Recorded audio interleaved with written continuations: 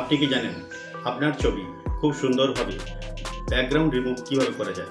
আমরা অনেক ক্ষেত্রে বিভিন্ন জায়গায় ছবি তুলে নিই, কিন্তু সেই ছবি ব্যাকগ্রাউন্ড রিমুভ করতে পারি না। তাই আজকে আমরা জানতে চলেছি মাত্র 2 মিনিটের মধ্যে কীভাবে একটি ছবি ব্যাকগ্রাউন্ড রিমুভ করা যাবে এবং তা পাসপোর্ট সাইজে কীভাবে বানানো যাবে। প্রথমে আমরা ফটোশপ খুলে নিচ্ছি। ফটোশপ খুলে নেওয়ার পর আমি হোয়াটসঅ্যাপে যাচ্ছি। হোয়াটসঅ্যাপে গিয়ে যেখানে ছবিটা আছে সেখান থেকে আমি রাইট ক্লিক করে কপি করলাম।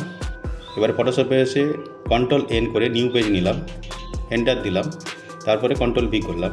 ছবিটা এসে গেল। এরপরে ক্রপ করলাম, যতটা সাইজ দরকার আমার ততটা নিলাম, নিয়ে ক্রপ করে এন্টার দিলাম। এন্টার দেওয়ার পর এটাকে সেভ করলাম। যে কোনো একটা নাম দিয়ে আমি সেভ করছি।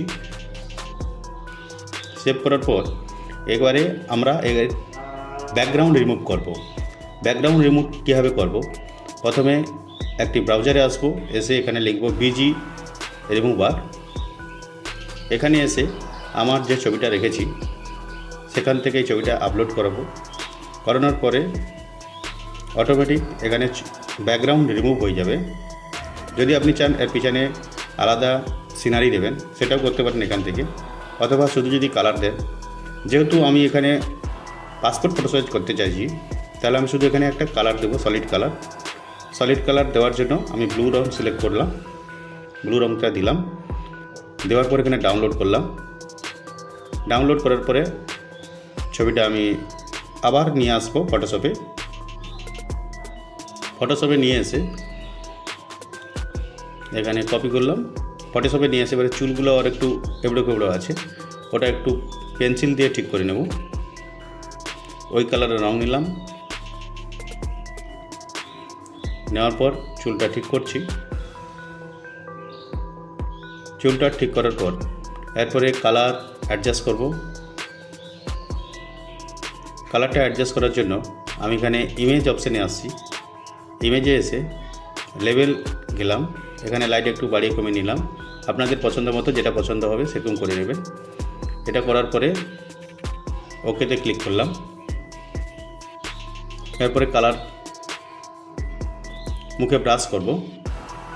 ব্রাশ টুল নিয়ে অল্ট টিপে যে কালারটা আমি চাইছি সেই কালারটা ক্লিক করে এইভাবে পুরো মুখটা আমি একটু ঘষে দেব। তাহলে কি হবে, একই কালার থাকবে। মুখটা যে বিভিন্ন কালার হয়েছিল সেটা মোটামুটি কিছুটা এখন ঠিক হয়েছে। এরপরে কালারটা আমি চেঞ্জ করছি, লাল কালারটা একটু কমানোর চেষ্টা করছি। এরপরে ওর চুলটা কালো কালার, সেটাকে একটু ডিপ করার চেষ্টা করব। এখানে আসবো, অ্যাডজাস্টে আসবো, এখানে এসে ব্ল্যাক কালারকে নেব। ব্ল্যাক নিয়ে চুলের কালারটা যেটা কালো কালার আছে সেটা, এবং লাল রঙের মুখটা একটু হয়ে আছে, সেটা একটু লাল কমানোর চেষ্টা করছি। এরপরে আসবো চুলটা আর একটু কালো করার জন্য বার্ন টুল ব্যবহার করব। এরপরে আসবো একটি নতুন পেজ নেব, 4-6 পেজ। নেওয়ার পর ছবিটাকে আমি মুভ টুল দিয়ে সরিয়ে নেব। সরিয়ে নেওয়ার পর শিফট ধরে স্ট্রোক দেবো একটা, যাতে ছবিটার চারদিকে একটু বর্ডার থাকে, এই জন্য একটা স্ট্রোক দিলাম। চারদিকে দেখুন বর্ডার কী সুন্দর একটা হয়ে গেছে। এরপরে অল টিপে যতগুলো ছবি চাই 3টে ছবি আমি সাজিয়ে নিলাম। সাজিয়ে নেওয়ার পর সিলেক্ট টুল নিলাম।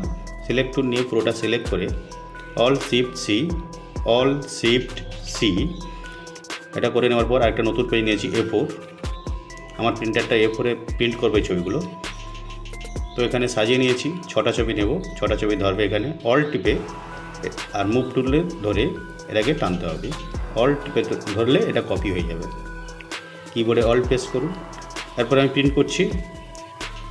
প্রিন্ট করার জন্য এবার প্রিন্টারের সেটিং আপনারা জানেন, যদি না জানেন তো মোটামুটি এখানে এসে হাই কোয়ালিটি করবেন, কালার করবেন, প্রিন্ট করবেন। এরপরে কাগজটা দিয়ে দিবেন। কাগজটা দেওয়ার পরে অটোমেটিক প্রিন্ট হতে থাকবে। যদি আপনাদের আর কোনো প্রশ্ন থাকে কমেন্ট করবেন, আর কী ধরনের ভিডিও চাইছেন সেটা আমাদের জানাবেন। ধন্যবাদ এতক্ষণ আমার সাথে থাকার জন্য।